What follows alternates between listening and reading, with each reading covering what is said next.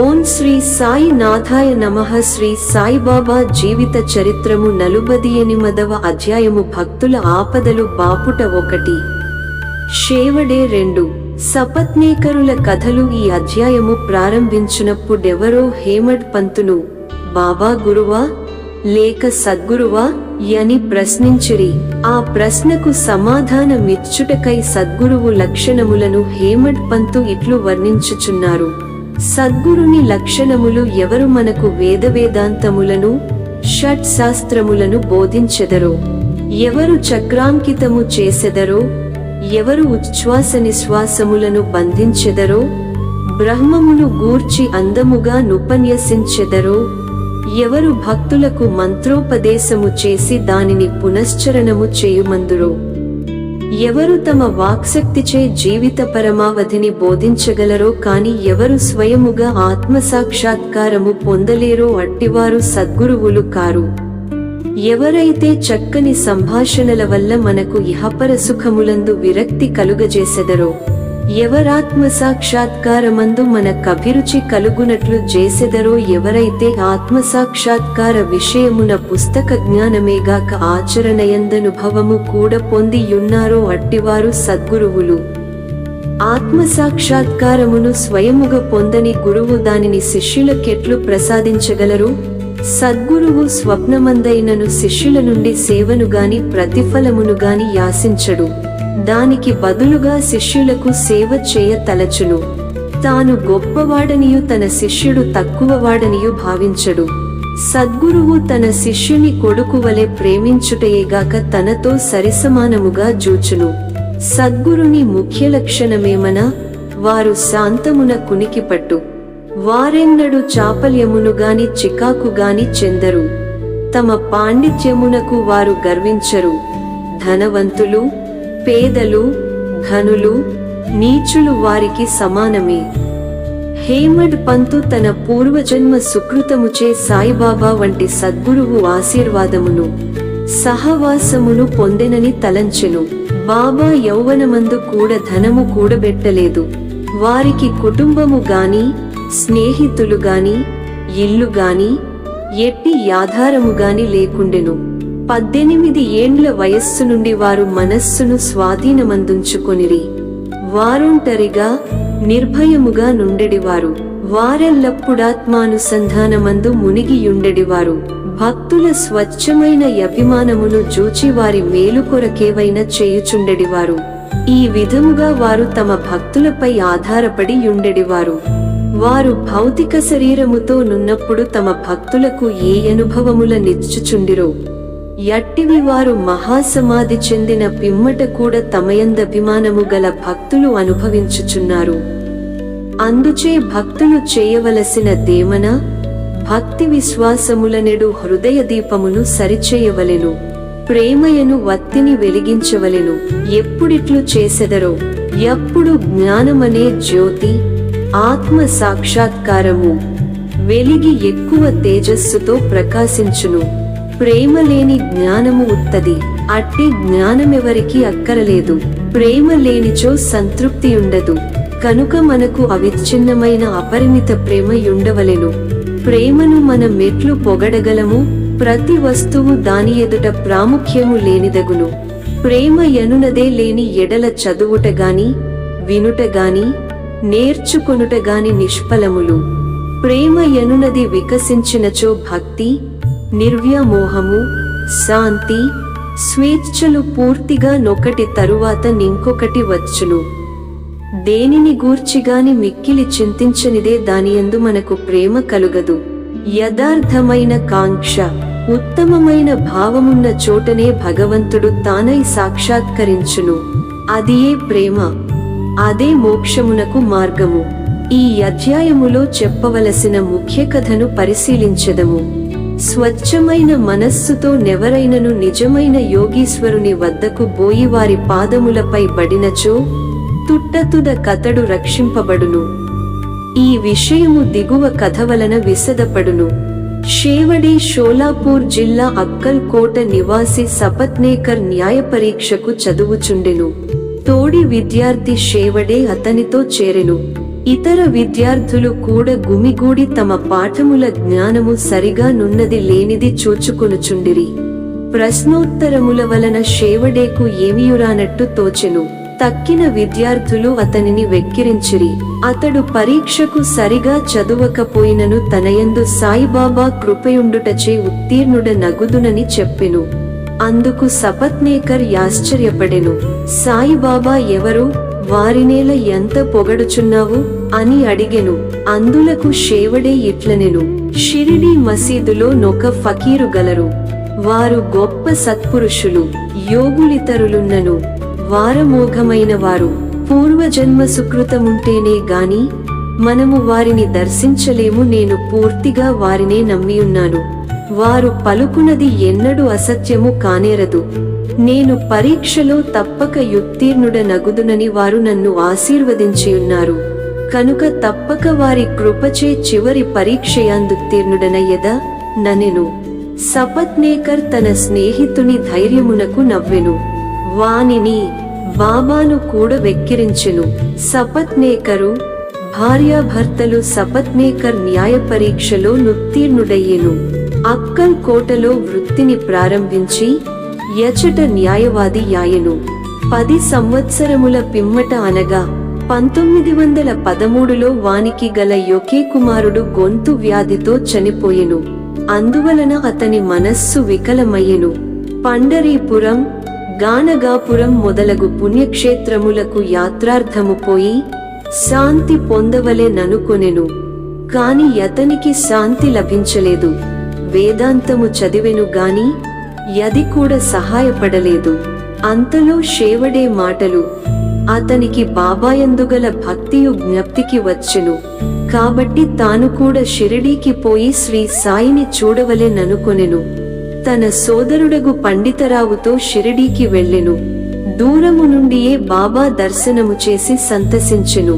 గొప్ప భక్తితో బాబా వద్దకేగి యొకటెంకాయ నచ్చట బెట్టి బాబా పాదములకు సాష్టాంగ నమస్కారము చేసెను. బయటకు పొమ్ము అని బాబా ఎరచెను. సపత్నేకర్ తల వంచుకుని కొంచెము వెనుకకు జరిగి ఎచ్చట కూర్చుండెను. బాబా కటాక్షమును పొందుటకెవరి సలహాయైన తీసుకొనుటకు యత్నించెను. కొందరు బాలాషింపి పేరు చెప్పిరి. అతని వద్దకు పోయి సహాయమును కోరెను. వారు బాబా ఫోటోలను కొని బాబా వద్దకు మసీదుకు వెళ్ళిరి. బాలాషింపి ఒక ఫోటోను బాబా చేతిలో పెట్టి ఎదెవరిదని అడిగెను. దానిని ప్రేమించువారిదని బాబా చెప్పుచు సపత్నేకర్ వైపు చూసెను. బాబా నవ్వగా నచ్చటివారందరూ నవ్విరి. బాలా ఆ నవ్వు యొక్క ప్రాముఖ్యమేమని బాబాను అడుగుచు సపత్నేకర్ను దగ్గరగా జరిగి బాబా దర్శనము చేయుమనెను. సపత్నేకర్ బాబా పాదములకు నమస్కరించగా బాబా తిరిగి వెడలి పొమ్మని ఎరచెను. సపత్నేకరుకేమి చేయవలెనో తోచకుండెను. అన్నదమ్ములిద్దరు చేతులు జోడించుకుని బాబా ముందు కూర్చుండిరి. మసీదు ఖాళీ చేయమని బాబా సపత్నేకర్ను ఆజ్ఞాపించెను. ఇద్దరు విచారముతో నిరాశ చెందిరి. బాబా యాజ్ఞను పాలించవలసి యుండుటచే సపత్నేకర్ షిరిడీ విడువవలసి వచ్చెను. ఇంకొకసారి వచ్చినప్పుడైన దర్శనమివ్వవలెనని అతడు బాబాను వేడెను. సపత్నేకర్ భార్య 1 సంవత్సరము గడచెను.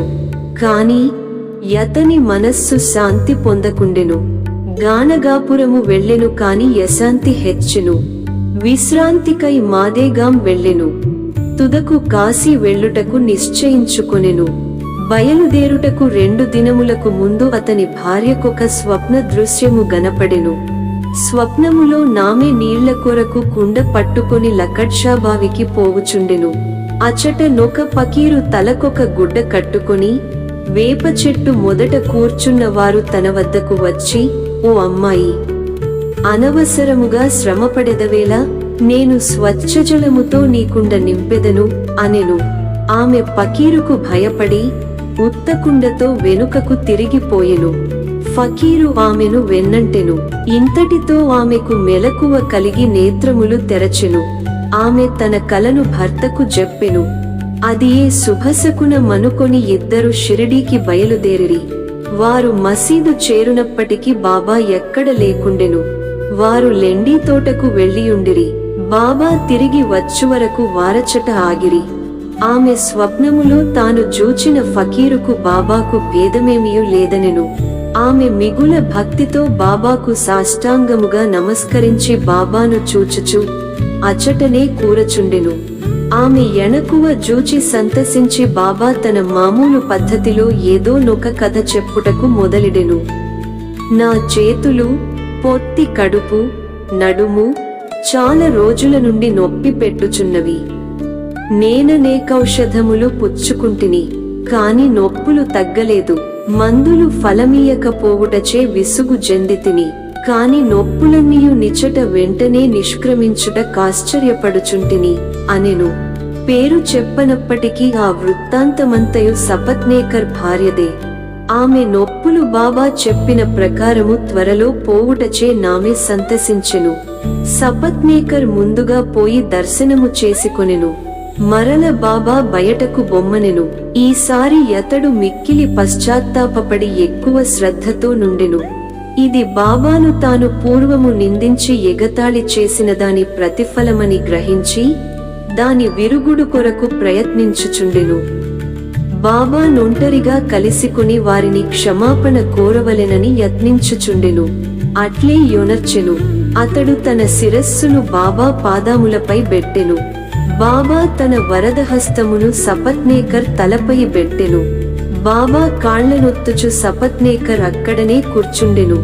అంతలో ఒక గొల్ల స్త్రీ వచ్చి బాబా నడుమును బట్టుచుండెను. బాబా యొక్క కోమటి గూర్చి కథ చెప్పదొడంగెను.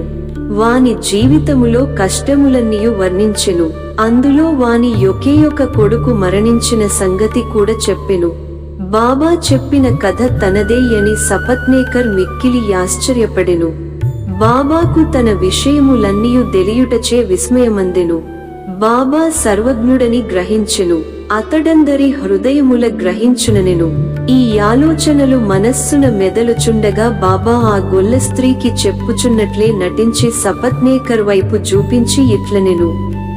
వీడు తన కొడుకును నేను చంపితినని నన్ను నిందించుచున్నాడు. నేను లోకుల బిడ్డలను చంపెదనా?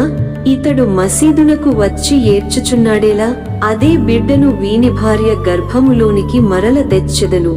ఈ మాటలతో బాబా యతని తలపై హస్తముంచి యోదార్చేట్లనియే, ఈ పాదములు ముదుసలివి, పవిత్రమైనవి. ఇక నీ కష్టములు తీరిపోయినవి. నా యందే నమ్మకముంచుము. నీ మనోభీష్టము నెరవేరును. సపత్నేకర్ మైమరచెను. బాబా పాదములను కన్నీటితో తడిపెను. తరువాత తన బసకు పోయెను. సపత్నేకర్ పూజా సామాగ్రినమర్చుకుని నైవేద్యముతో మసీదుకు భార్యతో పోయి ప్రతిరోజు బాబాకు సమర్పించి వారి వద్ద ప్రసాదము పుచ్చుకొనుచుండెడివారు. ప్రజలు మసీదులో గుమిగూడి యుండెడివారు. సపత్నేకర్ మాటిమాటికి నమస్కరించుచుండెను. ప్రేమ వినయములతో నొక్కసారి నమస్కరించిన చాలునని బాబా నుడివెను. ఆనాడు రాత్రి సపత్నేకర్ బాబా చావడి ఉత్సవమును జూచెను. అందు బాబా పాండురంగనివలె ప్రకాశించెను. ఆ మరుసటి దినమింటికి పోవునప్పుడు బాబాకు మొదట ₹1 దక్షిణ ఇచ్చి తిరిగి అడిగినచో ₹2 లేదనక ఇవ్వచ్చునని సపత్నేకర్ ఎనుకొనెను. మసీదుకు బోయి ₹1 దక్షిణనివ్వగా బాబా ఇంకొక ₹1 కూడా నడిగెను. బాబా వానిని ఆశీర్వదించి ఇట్లనెను. టెంకాయను దీసికొనుము. నీ భార్య చీరకొంగులో పెట్టుము. హాయిగా పొమ్ము. మనస్సునందెట్టి యాందోళనము నుంచకుము. అతడట్లే చేసెను. 1 సంవత్సరములో కొడుకు పుట్టెను. 8 మాసముల శిశువుతో భార్యాభర్తలు షిరిడీకి వచ్చి ఆ శిశువును బాబా పాదములపై బెట్టి ఇట్లు ప్రార్థించిరి. ఓ సాయి, నీ బాకీ నెటుల తీర్చుకునగలమో మాకు తోచకున్నది. కనుక మీకు సాష్టాంగ నమస్కారము చేయుచుంటిమి. నిస్సహాయుల మగుటచే మమ్ముద్ధరించవలసినది. ఇక మీదట మేము మీ పాదములనే మాశ్రయించెదముగాక. అనేకాలోచనలు, సంగతులు స్వప్నావస్థలోను జాగ్రత్తవస్థలోను మమ్ముల బాధించును. మా మనస్సులను నీ భజన వైపు మరల్చి మమ్ము రక్షింపుము. కుమారునకు మురళీధర్ యను పేరు పెట్టిరి. తరువాత భాస్కర్, దినకర్ యను నిద్దరు జన్మించిరి. బాబా మాటలు వృధా పోవని సపత్నేకర్ దంపతులు గ్రహించిరి. అవి అక్షరాల జరుగునని కూడా నమ్మిరి. ఓం నమో శ్రీ సాయినాథాయ నమః. శాంతి శాంతి శాంతి. 48వ అధ్యాయము సంపూర్ణము. సద్గురు శ్రీ సాయినాథార్పణమస్తు. శుభం భవతు.